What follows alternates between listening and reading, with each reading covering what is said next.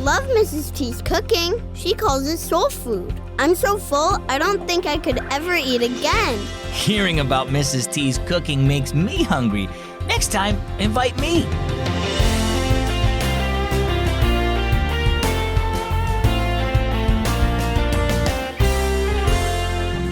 Guess what? You're listening to the one and only Keys for Kids, a great way to grow your faith in God. My name is Zach.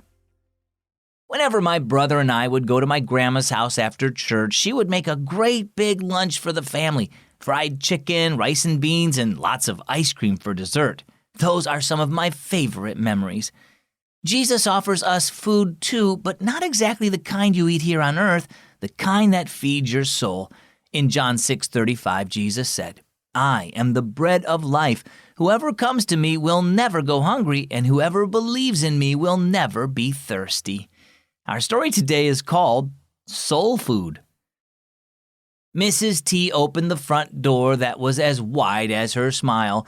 "Come on in, Grace and Bella. I'm pleased you could come."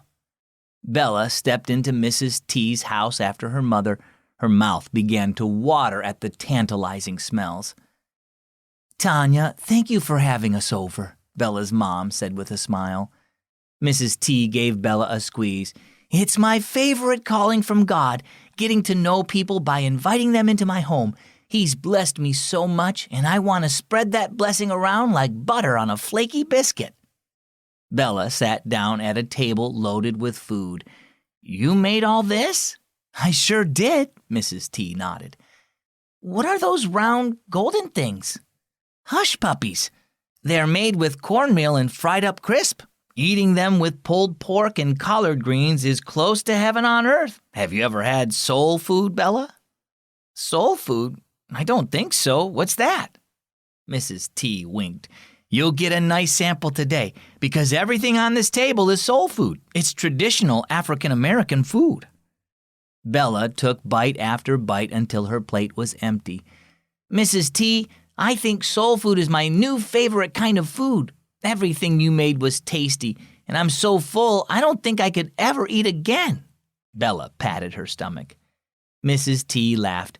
"I promise that even after all this food you will want to eat again later. But I can think of soul food you can eat and never get hungry again." "What is it? Some kind of really thick bread?" Bella inquired.